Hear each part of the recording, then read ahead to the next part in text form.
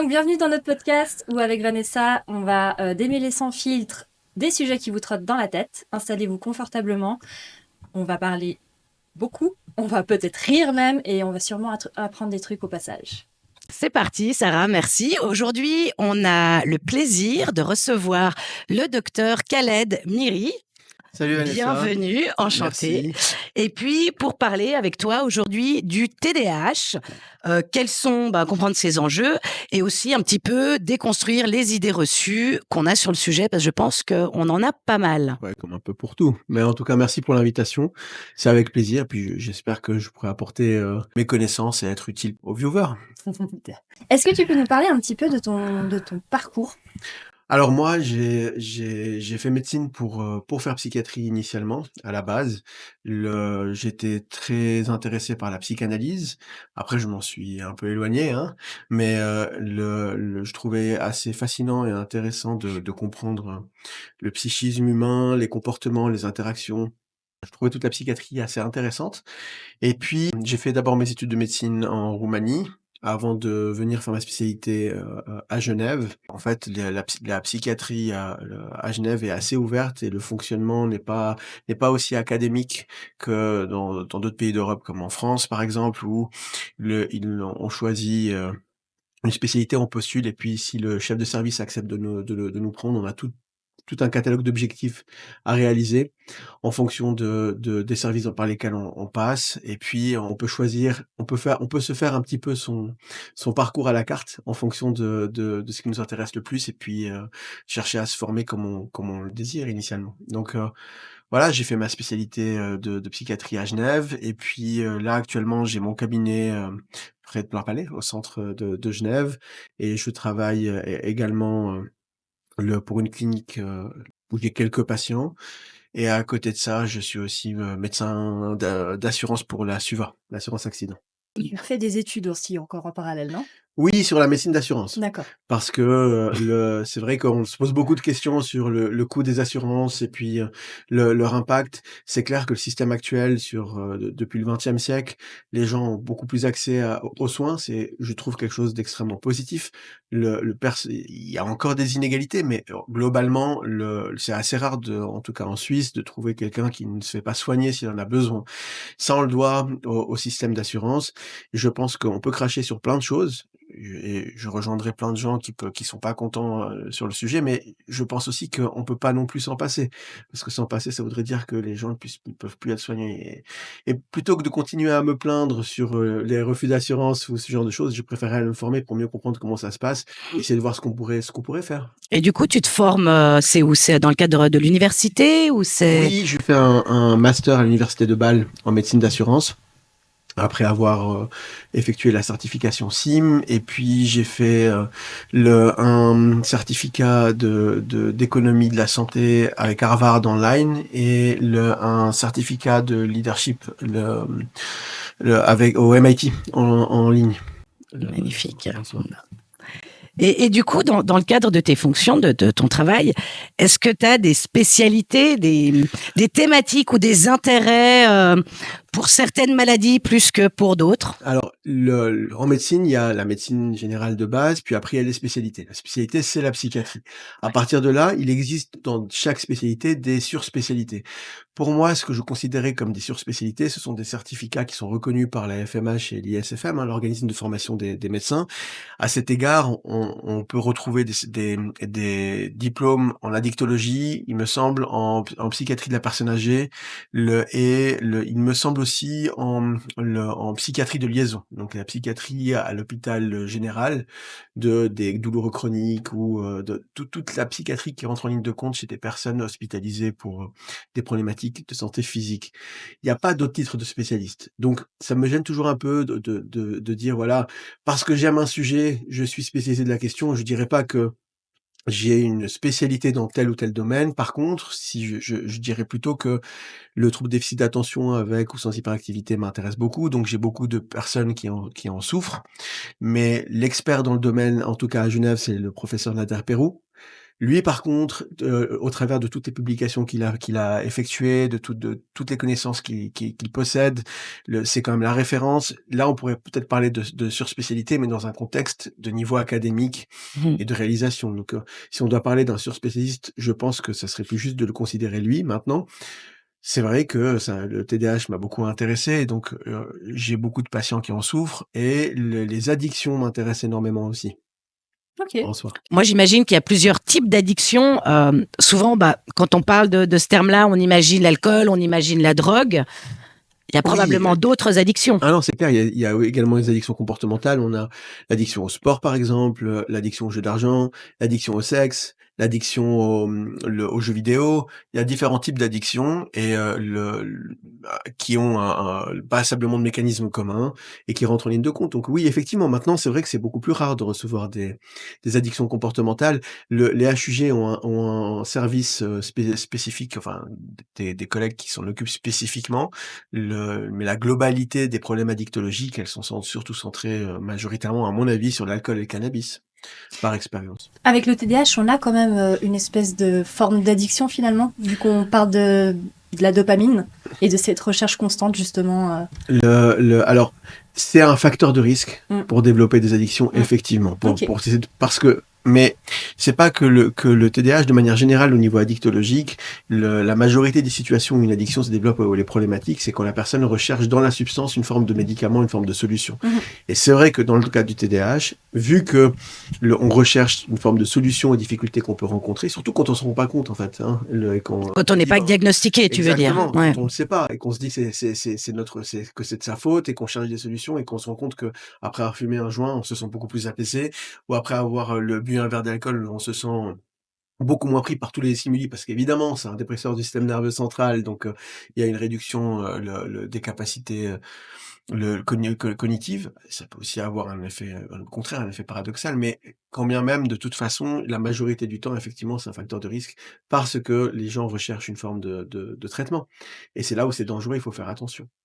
On se demandait avec Vanessa s'il y avait quelques cas cliniques qui avaient pu changer ta vision de la psychiatrie, qui t'avaient peut-être marqué. Alors, je dirais pas changer ma vision de la psychiatrie, je dirais changer ma vision existentielle et sur le plan humain. Ce que j'ai beaucoup apprécié dans la psychiatrie, c'est pourquoi j'aime beaucoup cette spécialité, c'est parce que sur le plan personnel, j'ai aussi beaucoup grandi, et j'ai beaucoup appris, parce que effectivement, si on se confronte aux histoires de vie des gens, on remet en question ses propres préjugés, ses propres pensées, si on cherche à essayer de pouvoir évoluer et s'améliorer. Et à cet égard-là, je ne parlerai pas plutôt de changement de vision de la psychiatrie, mais même de manière plus large, un changement de vision de vie. Et j'ai une situation qui me vient en tête là, comme ça, qui était très frappante, d'un monsieur très touchant, que je suivais quand j'étais au service d'addictologie au HUG, qui avait une cirrhose au foie dans un contexte d'addiction à l'alcool, et qui ne souhaitait pas arrêter de boire.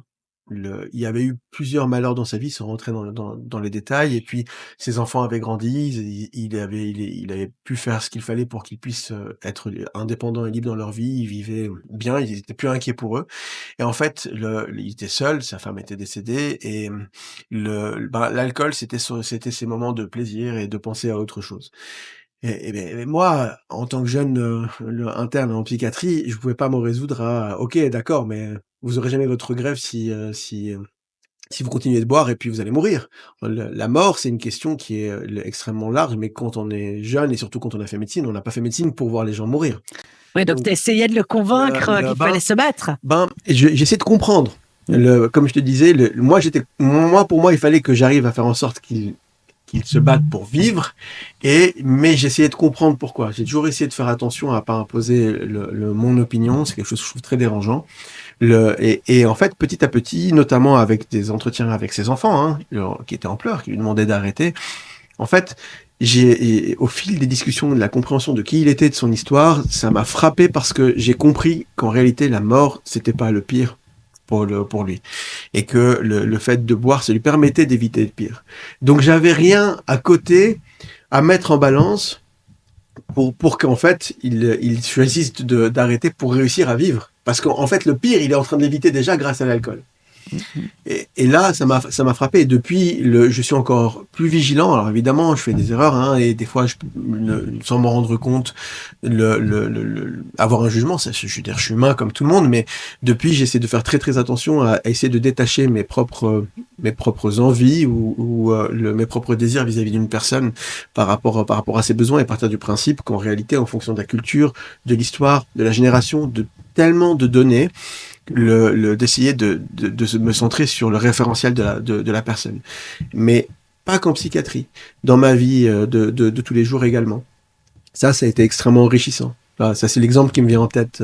Et c'est si on hyper parle de ça. honorable parce que je trouve qu'on est de plus en plus dans une société où tout le monde donne son opinion sur tout et sur tout le monde. Donc, Oui, alors ça c'est donner une opinion, c'est totalement légitime.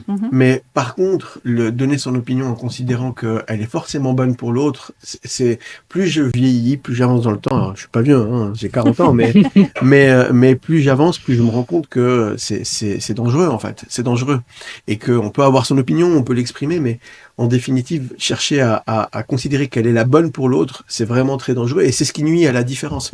Et effectivement, on est en train d'aller vers un fonctionnement sociétal de plus en plus normé. Et ça, moi, c'est un des points qui m'inquiète dans le fonctionnement de la société. Et est-ce que tu te bats d'une manière ou d'une autre pour ça, justement? Je pense que dans ma pratique, le choix d'aller étudier et mieux comprendre la médecine d'assurance, mon optique derrière est de réussir à trouver. Peut-être que je trouverai pas, peut-être j'y arriverai pas, mais moi j'aurais essayé de trouver d'essayer de développer de meilleurs systèmes, pour tout le monde, dans un contexte de questions de santé publique, de manière générale pour la société, mais pour les aspects individuels aussi. Le fait que je continue malgré tout mes consultations, de patients, c'est parce que je reste convaincu que il faut rester à travailler, à permettre aux gens d'aller mieux, mais également de réussir à s'affirmer et à s'autodéterminer, et de rester en contact avec la réalité de la société et de la vie. sans compter que si je ne m'abuse, tu es aussi papa. Oui. Et donc que tu transmets ces valeurs-là à tes enfants. Oui, alors ça, c'est plutôt une chance. Là, encore une fois, la psychiatrie m'apporte beaucoup. Mes enfants m'apportent aussi beaucoup, hein, j'ai une fille de 10 ans et des jumeaux de 6 ans que j'embrasse. Mais effectivement, j'ai la chance avec mon métier d'avoir des outils pour me permettre de pouvoir transmettre mes valeurs et ce que j'ai envie de leur transmettre, en leur donnant la possibilité aussi d'être dans l'échange. Et je pense que c'est une co-construction qui est aussi également très enrichissante dans la vie privée. Est-ce que parfois, moi je me demande toujours, quand tu as ce type de métier, psychiatre ou psychologue, il n'y aura pas une déformation professionnelle justement quand tu es en famille? Tu sais, ce truc de tout analyser, finalement, chaque comportement de ton épouse, de tes enfants, te dire, tiens, ça, je pense que c'est dû à ça, ou alors est-ce que tu arrives quand même à faire la part des choses? Mais tu vois, c'est exactement la nuance entre avoir une opinion et considérer quelle est la réalité. Ma pratique, mon expérience et mes connaissances, elles vont m'amener à avoir une certaine forme d'interprétation que j'irai toujours vérifier. Même même quand mes enfants avaient 2 ou 3 ans, j'ai essayé de les vérifier comme je pouvais, hein, avec des dessins ou autres, mais aujourd'hui, je pars du principe que personne ne se connaît mieux que soi-même, et que, en définitive, il est essentiel d'aller vérifier si ce que l'on a pensé ou compris est une réalité. Parce que si c'est pas le cas, ça amène indubitablement à des conflits assez importants. Et faire cet effort-là, je pense, il est fondamental, et c'est une caractéristique essentielle de la notion d'empathie, qu'on oublie. Et je pense que les enfants sont des êtres humains comme nous, et qu'ils ont leur avis, leur opinion, qu'ils se connaissent aussi beaucoup mieux qu'on ne peut les connaître en eux-mêmes, hein. Les enfants savent protéger leurs parents comme il le faut. Donc, même si j'ai une interprétation, j'irai la vérifier. Et donc, en définitive, je ne pense pas qu'il y ait une déformation professionnelle, dans la mesure où je pars du principe que si c'est invalidé, alors c'est moi qui est erroné sur ce que j'ai compris des choses. Par contre, si c'est une question en tant que papa d'une valeur fondamentale à transmettre, de comportement, de valeurs humaines en société, hein, toutes les questions de racisme, cet aspect-là, parce que ça c'est assez évident, c'est pour ça que je les cite comme exemple. Là, je me pose pas la question de comment j'ai analysé. Mais là, c'est pas le psychiatre. Là, c'est le papa, ouais, tout à fait. C'est mes valeurs fondamentales. Mais en tant que psychiatre, vu que j'essaie de faire comme je peux. Encore une fois, hein, peut-être que des fois je passe à côté, mais j'essaie de faire en sorte de toujours vérifier que je ne suis pas dans l'erreur. Et si la personne me confirme que je suis dans l'erreur, à ce moment-là, je retiens pas j'ai pensé. Super, ben, je pense que c'est une bonne transition pour justement aller dans le cœur du sujet qui est le TDAH et son Tout à fait. fonctionnement. On fait peut-être une petite pause et on aura le plaisir de se retrouver pour une seconde partie.